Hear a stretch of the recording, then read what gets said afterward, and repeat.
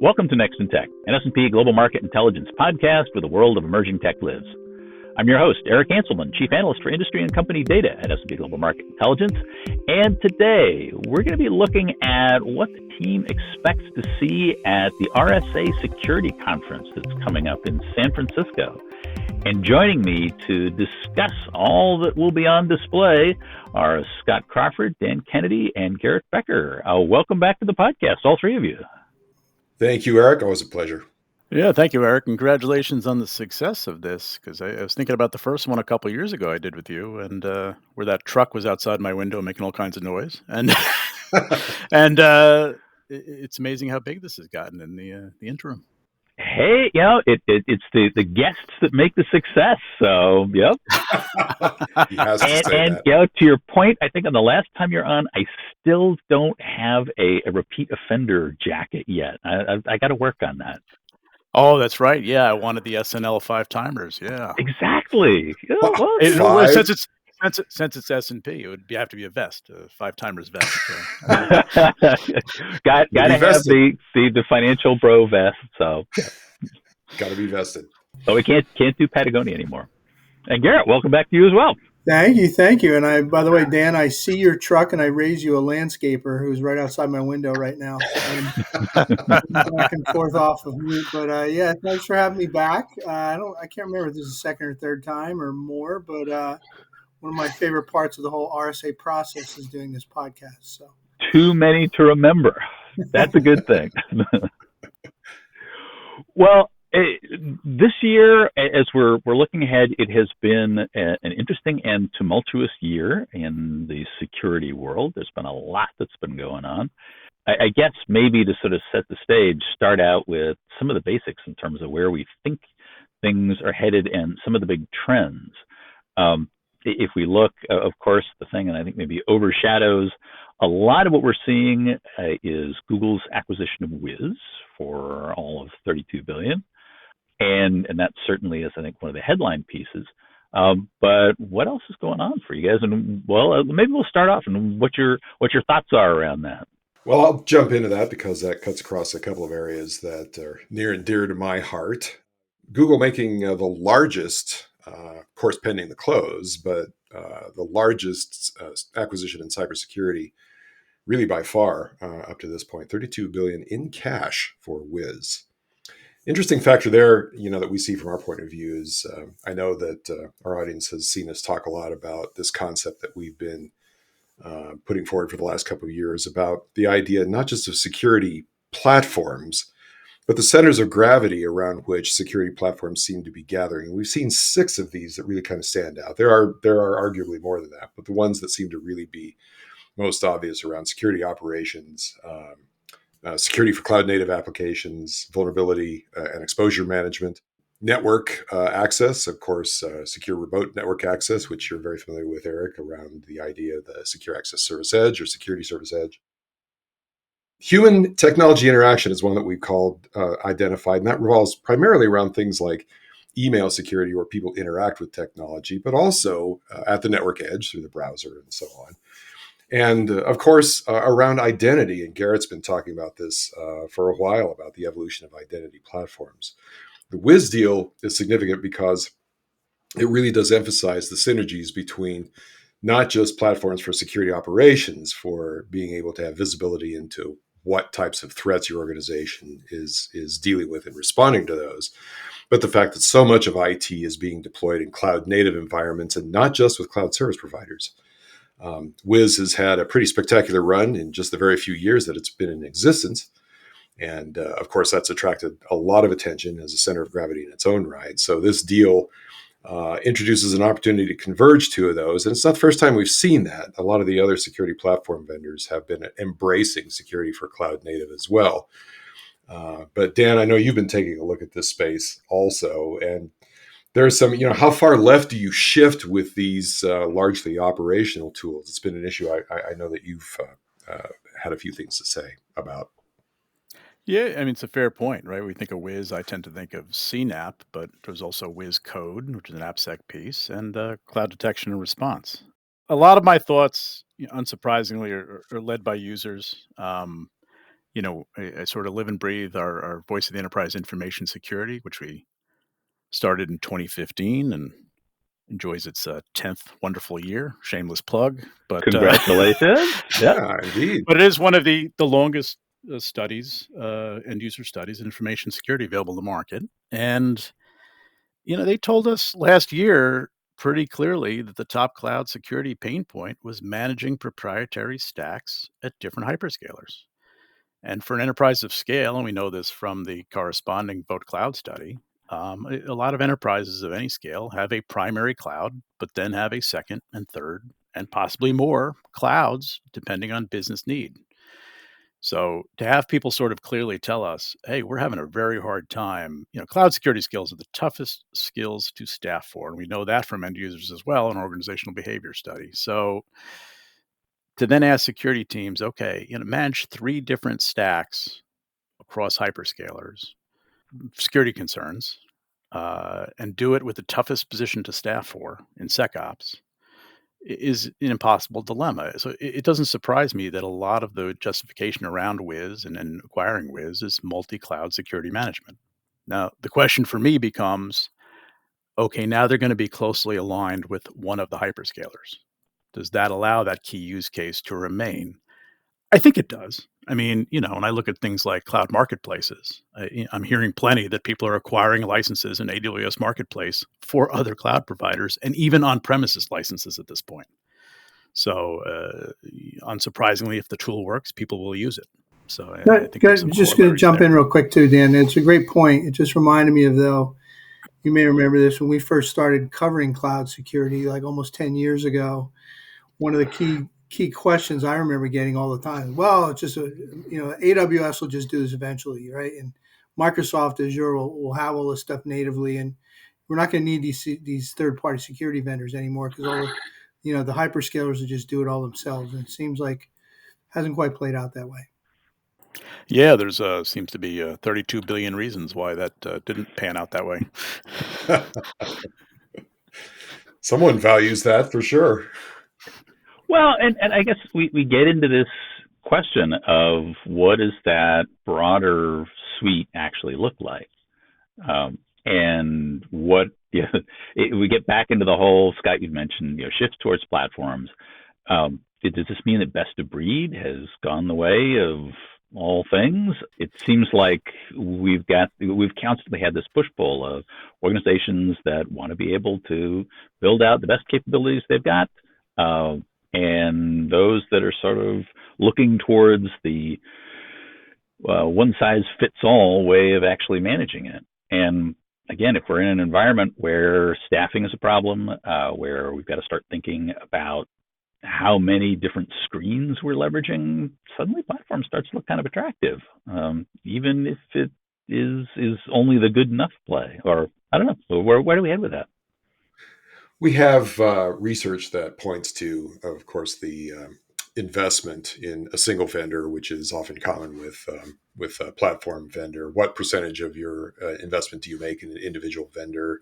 Dan, correct me on the figure. I believe it was like 36% or something like that of budgets were invested primarily with one provider in the survey research that we did over the past year. Absolutely, yeah, SecOps provider, and depending on how you look at that, there's either opportunity for a platform or they're being held at around 30%. Yeah. And if you translate that figure to the market as a whole, that's a sizable share of any segment of this market because it's just a very fragmented market, 3,000 some vendors, depending on who you're asking about the total number of vendors in cybersecurity. So there's always room. And that figure, the research, our research shows that there's still, a significant proportion of that spend that's spent with other providers. So there's still room in every organization for other providers. And we have to remember that a lot of today's leaders started up as disruptive startups themselves. They solved a problem that wasn't being well solved in the market. They became widely adopted. So today's platform leaders, I guess we want to think of them that way, did start as startups themselves and part of the range of third-party and special purpose tools in any given environment. So there's always going to be room for that.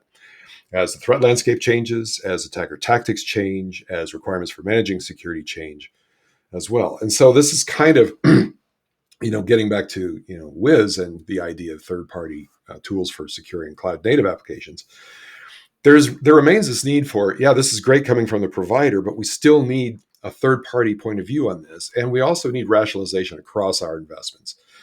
To the extent that we're multi-cloud, it may be for different applications, different business units, different use cases, but we may have assets that are with a number of different providers.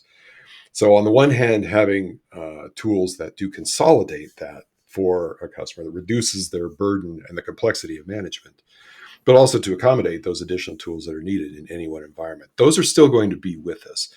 But at the same time, you can't deny the trend of investment towards security platforms around these centers of gravity. And that's motivating in the case of Google Wiz for sure.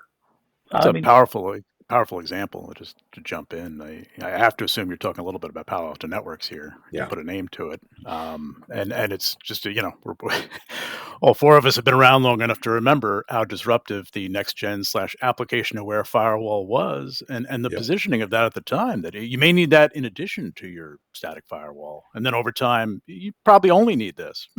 Yep. And it was market changing at the time, and So I used to sell Palo Alto firewalls for a while, and they initially positioned it as an IPS alternative. Yep, full packet inspection, and same sort of thing with a couple of the other large players in cybersecurity, starting from the endpoint detection and response space, and Microsoft being in that space as well too, with Defender for its various endpoint assets. These most of them started as disruptors at some point in the industry. So there always has to be an accommodation for that. There always will be an accommodation for that. The more, what do I want to say? I want self-aware platform vendors who recognize this are going to leave the opportunity to make it relatively easy or straightforward to integrate third-party tools, which also supports them being a center of gravity. If they're attracting that integration, then that becomes a focus of architecture as well as operations for the customer. So a lot of factors motivating this direction. So here's one too. As a former financial analyst, this is maybe a little bit more of a cynical take, but I wonder how much of this platformization is really being driven by customers asking it for it, as much as it is from security vendors looking for new markets and ways to boost their growth rates. Certainly seeing it in the case of, not to call it anyone specifically, but look at Okta, right? I mean, they were hyper growth, and then they kind of went through this, slowdown, and they've reached out, and now they're in customer IAM, they're in identity governance and administration now, they're in PAM now, and a lot of that is because they're publicly traded. You got to find new growth opportunities, and that's not just unique to Okta. I think seeing that with CyberArk and the other companies in my patch, they're also branching out and. Just finding new ways to boost the growth engine is another aspect of that for sure that we can't ignore. Well, expanding into adjacent markets is always the thing that organizations have tried to look at, but expanding into things like identity is a lot more complicated. What are you seeing, or what are you expecting to see at RSA in terms of next stages on the identity side? And ITDR was pretty hot last year. If we think about, are we getting to passwordless someday soon? There seem to be a couple things that are looming out there on the horizon. All sorts of fun stuff, and I'm trying to think how I can answer that and be succinct at the same time. I just got off a webinar before this actually, and one with Hyper. Which is an authentication provider. And one of the things we found, one of the key takeaways of the study we did with them was that passwordless looks like it's potentially going to be the dominant form of authentication within the next 2 years, which I thought was really interesting. Still a lot of MFA, still a lot of password use out there, but definitely a lot of steam coming along the passwordless direction. And part of that, maybe ironically, here's another thing I expect to see in terms of identity. I'm going to go out on a limb here and say I think we're going to hear a little bit about Gen AI and agentic AI at RSA. Just Get out your bingo cards. You're thinking. Well, we've managed to hold it off until this point, until a good ways through the podcast. But winner. Because AI. One of the things is AI is making phishing incredibly more accurate, right? And one of the things we were talking about is, we used to talk out back in the days about spear phishing, right? Well, if you think about it, with now that AI's come along, spear phishing is so good. Almost every phishing attempt can be a spear phishing attempt, right? It can be highly tailored and customized and what have you. So yeah, that's what I'm seeing. Passwordless, some momentum on passwordless. This platformization topic certainly plays into identity. And as Scott said, I've been writing about this for a while. I expect that to continue. I'd say one thing I want to bring up, one aspect I'm starting to think about a little bit, is we're actually starting to see sub platforms. I don't even know what a name would be, but we've got our 6 centers of gravity, but also starting to see some vendors that are putting together pieces of that, but not going for the full center of gravity.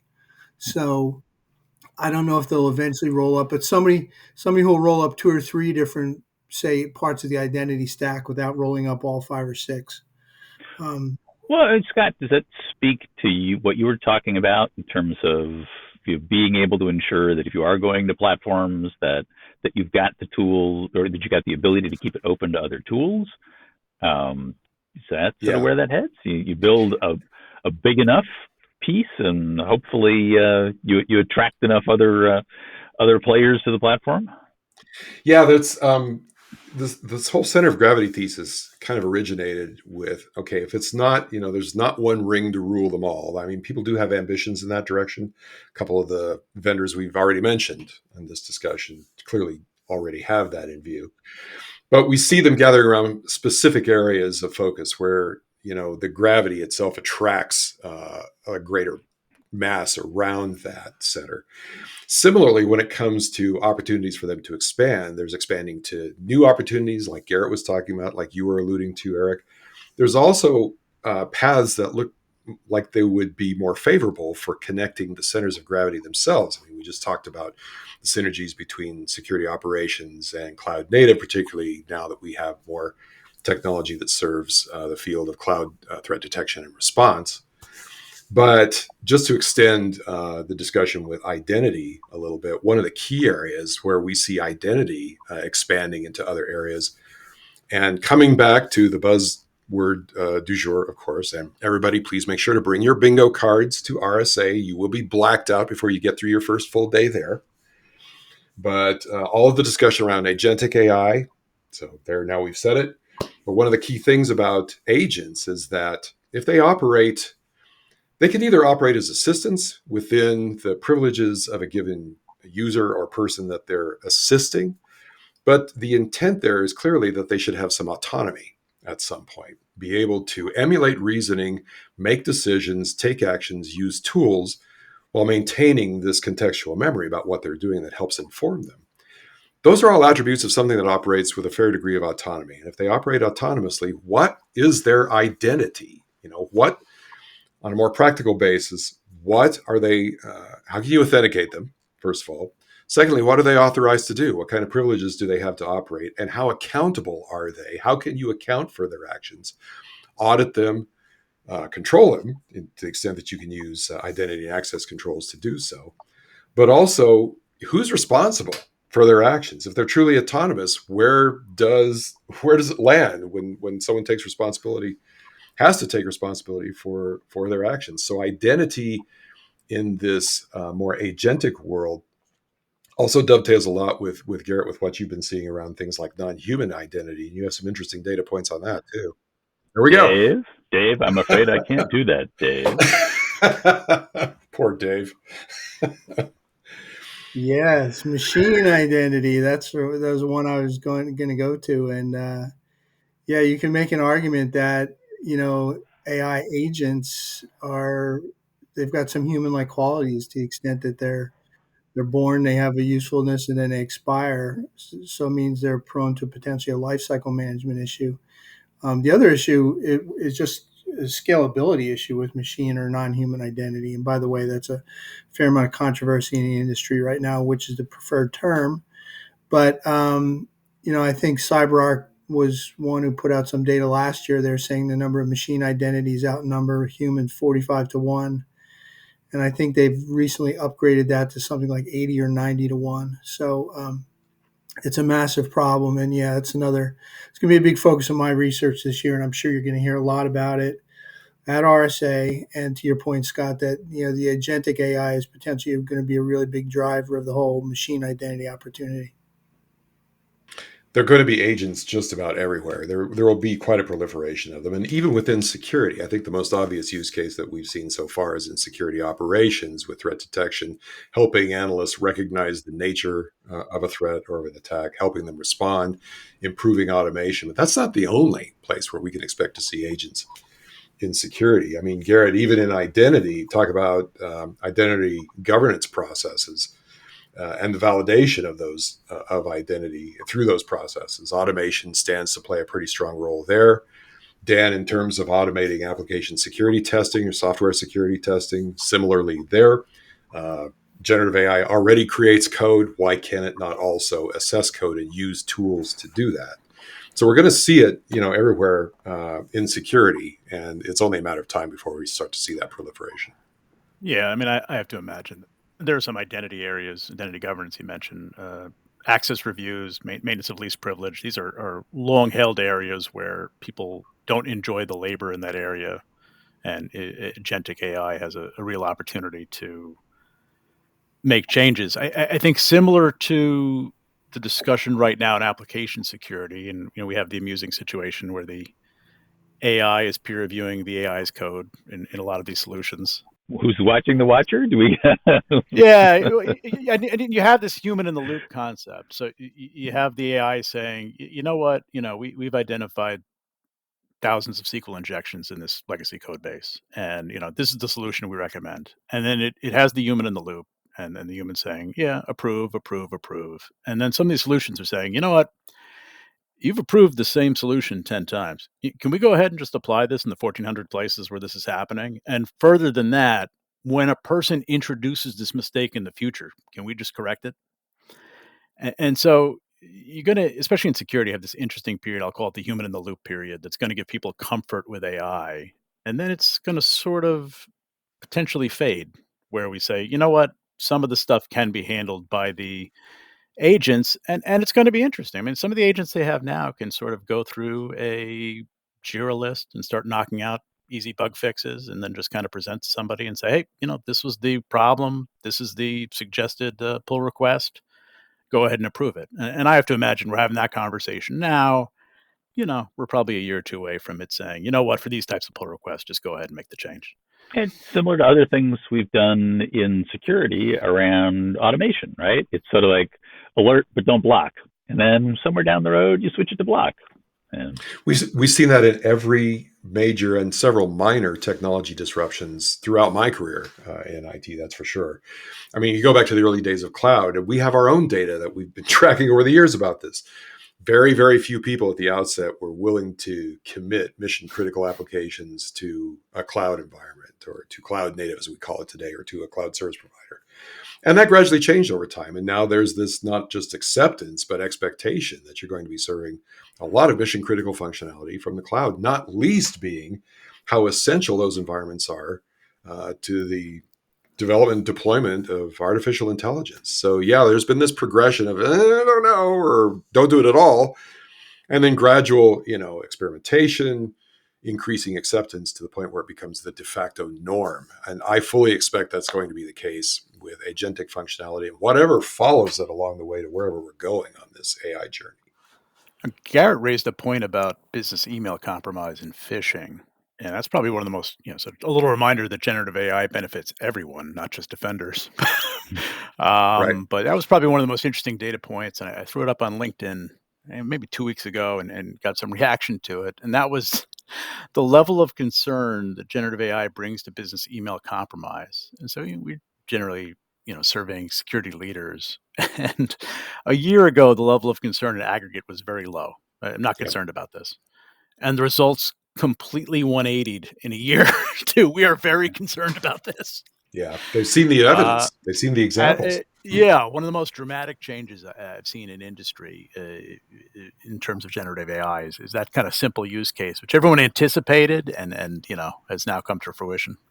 Yeah, that webinar I just got off, that was actually a topic that came up. One we've seen this, right, with every new technology. It always bumps up pretty quickly in terms of security threat, whether it's web apps, mobile apps, cloud, you name it. And one of the things that came out of our report was Gen AI. I think something like 40% of respondents said they had a Gen AI related security incident last year, which I thought was pretty mind-boggling. And something like 95% had experienced some sort of deep fake attack.